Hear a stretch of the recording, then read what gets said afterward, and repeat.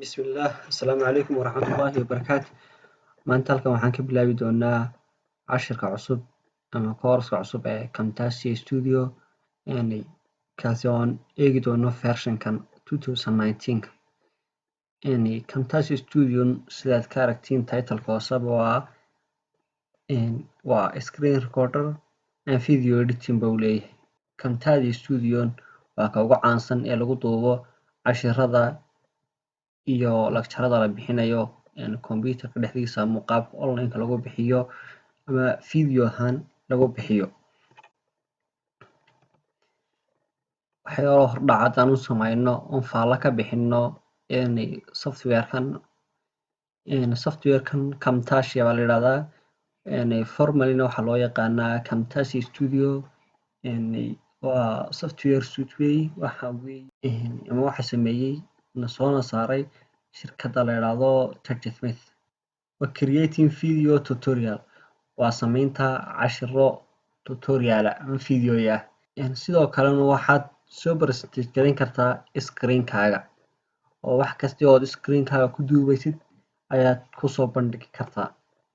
Sidoo kale wuxuu leeyahay plugin-no lagu xiro Microsoft PowerPoint-ga oo Microsoft PowerPoint-ga presentation-ka aad ku diyaarinaysid toos ayaad ugu xiri kartaa Camtasia waad ku duubi kartaa. Sidoo kale Camtasia wuxuu leeyahay inaad audio-ga iyo codadka iyo other multimedia oo kale at same time wada duubtid halkan aad ku edit garaysid. Waad ku soo dari kartaa kuwa ka baxsan waxaad duubtay screen-kaagana. Ilaa iyo 15 qaybood ayuu ka koobnaan doonaa. Waan isleeyahay waa inta uu ka kaafin kartaa qofka inuu isticmaalo barnaamijkan hawlihiisana uu si fudud ku qabto ana anfici doona shay kastoo halkan ku jiraana uu anfici doono. Qof kastaana intuu u baahan yahay ayuu ka isticmaali karaa. Waa level-ka ugu sarreeya ayaan ka soo qaaday from bilow baan ka bilaabanaa ilaa ta ugu sarreeya. Wuxuu ka koobnaan doonaa oon ka bilaabi doonaa cashirka koowaad interfaces-ka inaan eegno ilaa iyo cashirka ugu dambeeya oo noqon doona inaan soo produce garayno ama soo saarno wixii oon video ka dhigno. Cashirkeenan haddaan kusii soconno qaybta kale oon eegno Camtasia markaynu soo furanno waa soo furmayaa. Sidan ayaa inoo soo bixi doontaa. Waa kan software-ku sidan ayaana inoo soo bixi doontaa markaan software-kan furno. Laga yaabaa inaysan si ka duwan ku soo baxdo haddayna taas oo kale tigta kuu saarnayn oo kale inuu ku soo baxo. Waxaan leenahay 3 qaybood buu weydiinayaa.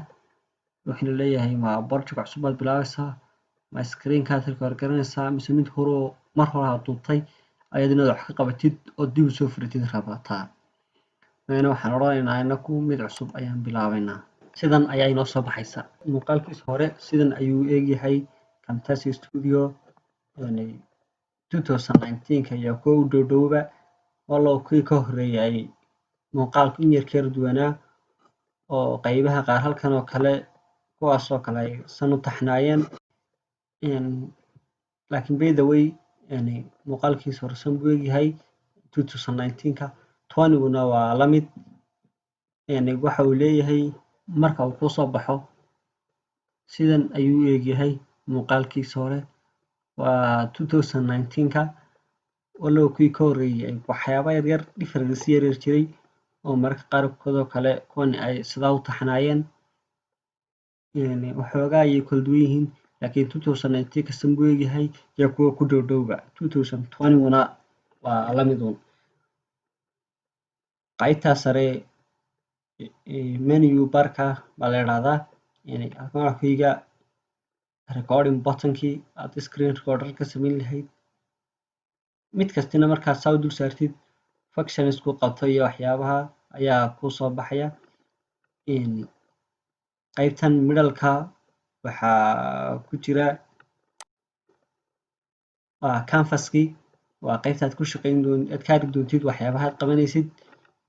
Qaybtanna waa options-ka ayuu leeyahay Camtasia Studio. Halkan hoose waxaa ku yaala timelinekii ama qaybtaad editingka ku sameynaysid, waxyaabaad editingka ku sameynaysid iyo saad u habeyn doontid aad dhigan doontid weeyi.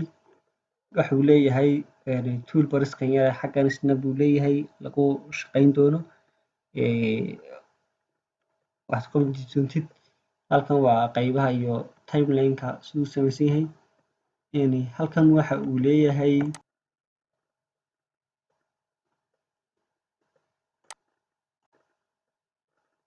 halkana waxa uu leeyahay property inaad ka arkaysid. Propertyga defaultiga waa sidaas weeyi, laakiin markaad elementkii select garaysid waa kuu soo baxayaa waxaad ka arkaysid. Waanaad iska xiri kartaa halkan adoo double click taabanaya, sidoo kale tan adoo double click taabanaya waad iska xiri kartaa oo muuqaalkaaga waxa kuu soo bixi kara muraayadda wax ka arkaysay keliya. Halkanna wuxuu ku leeyahay butankii aad ka soo saari lahayd ee ka produce gareyn lahayd. Mid kastaana casharada soo socda gooni waan u sharixi doonaa iyo functionka iyo wax kasta uu qabto waanan sheegi doonaa insha Allah. Waa cashirkan cashirka wixii intaan ku kulmi doono. Assalaamu calaykum waraxmatullaahi wabarakaatuh.